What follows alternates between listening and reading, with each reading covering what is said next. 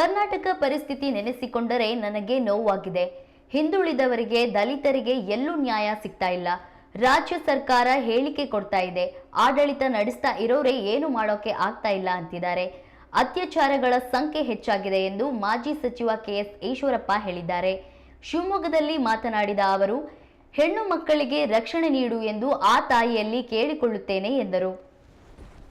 ಜೊತೆಗೆ ನನಗೆ ಪೂಜೆ ಮಾಡ್ತಾ ಇರೋಂಥ ಸಂದರ್ಭದಲ್ಲಿ ಕರ್ನಾಟಕ ರಾಜ್ಯದ ಪರಿಸ್ಥಿತಿ ನೆನೆಸ್ಕೊಂಡು ತುಂಬ ನೋವಾಗಿದೆ.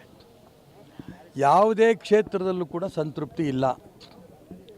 ರಾಜಕೀಯ ಪಕ್ಷಗಳಲ್ಲಿ ಎಲ್ಲ ರಾಜಕೀಯ ಪಕ್ಷದಲ್ಲೂ ಕೂಡ ಗೊಂದಲ.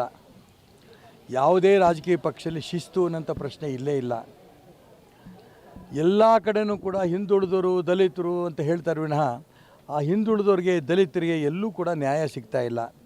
ವಿಶೇಷವಾಗಿ ರಾಜ್ಯ ಸರ್ಕಾರ ಬರೀ ಹೇಳಿಕೆಗಳು ಕೊಡ್ತಾ ಇದೆ, ಹಿಂದುಳಿದು ಉದ್ಧಾರ ಮಾಡ್ತೀವಿ, ದಲಿತರು ಉದ್ಧಾರ ಮಾಡ್ತೀವಿ ಅಂತ. ಆದರೆ ಅವರೇ ಹೇಳಿಕೆಗಳು ಕೊಡ್ತಾ ಇದ್ದಾರೆ, ನಾವು ಹಿಂದುಳಿದವ್ರಿಗೆ ಉದ್ಧಾರ ಮಾಡೋಕ್ಕಾಗಿಲ್ಲ, ದಲಿತರುಗಳಿಗೆ ಅನ್ಯಾಯ ಆಗ್ತಾ ಇದೆ ಅಂತ ಯಾರು ಆಡಳಿತ ನಡೆಸ್ತಾ ಇರೋಂಥ ವ್ಯಕ್ತಿಗಳೇ ಮಾತಾಡ್ತಾ ಇದ್ದಾರೆ.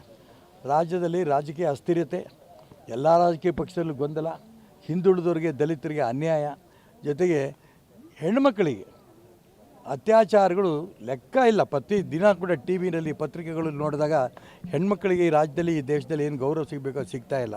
ಅದಕ್ಕೋಸ್ಕರ ತಾಯಿಗೆ ನಾವು ಪ್ರಾರ್ಥನೆ ಮಾಡಿರೋದು ಇಷ್ಟೇ, ಈ ರಾಜಕೀಯ ಅಸ್ಥಿರತೆ ಏನಿದೆ ಇದನ್ನು ಹೋಗಲಾಡ್ಸಮ್ಮ. ಎಲ್ಲ ರಾಜಕೀಯ ಪಕ್ಷದಲ್ಲೂ ಶಿಸ್ತು ತೊಗೊಂಬರೋಂಥ ಪ್ರಯತ್ನ ಮಾಡಮ್ಮ. ಹಿಂದುಳಿದವರಿಗೆ, ದಲಿತರಿಗೆ, ಎಲ್ಲ ಬಡವರಿಗೂ ಕೂಡ ನ್ಯಾಯ ಕೊಡೋ ದಿಕ್ಕಿನಲ್ಲಿ ಪ್ರಯತ್ನ ಮಾಡಮ್ಮ. ಹೆಣ್ಮಕ್ಕಳಿಗೆ ವಿಶೇಷವಾದ ಗೌರವ ಕೊಡೋಂಥ ಅವಕಾಶ ಕಲ್ಪಿಸ್ಕೊಡಮ್ಮ ತಾಯಿ ಅಂತೇಳಿ ಆ ತಾಯಿಗೆ ನಾವು ಪ್ರಾರ್ಥನೆ ಮಾಡಿದ್ವಿ. ಈ ಕಡೆ ಬನ್ನಿ. ಆ ತಾಯಿಗೆ ಇವತ್ತು ನಾವು ಪ್ರಾರ್ಥನೆ ಮಾಡಿದ್ವಿ. ಯಾಕೆ ನಾನು ಇದನ್ನು ಹೇಳ್ತಾ ಇದ್ದೀನಿ ಅಂತಂದರೆ, ಯಾವುದೇ ವರ್ಷ ಪ್ರತಿ ವರ್ಷವೂ ನಾವು ಪೂಜೆ ಮಾಡ್ತೀವಿ. ಬನ್ನಿ ಈ ಕಡೆ ಬನ್ನಿ. ಪ್ರತಿ ವರ್ಷವೂ ನಾವು ಪೂಜೆ ಮಾಡ್ತೀವಿ ಇಲ್ಲಿ.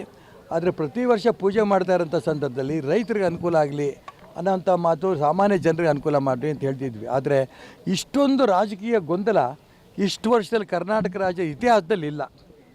ಎಲ್ಲ ರಾಜಕೀಯ ಪಕ್ಷದಲ್ಲೂ ಕೂಡ ಇರೋಂಥ ಅಶಿಸ್ತು ಇದು ಒಳ್ಳೆ ಬೆಳವಣಿಗೆ ಅಲ್ಲ. ಅದಕ್ಕೋಸ್ಕರ ತಾಯಿಗೆ ಪ್ರಾರ್ಥನೆ ಮಾಡಿದ್ದೀವಿ, ಎಲ್ಲ ರಾಜಕೀಯ ಪಕ್ಷಕ್ಕೂ ಕೂಡ ಶಿಸ್ತು ತೊಗೊಂಬರಲಿ.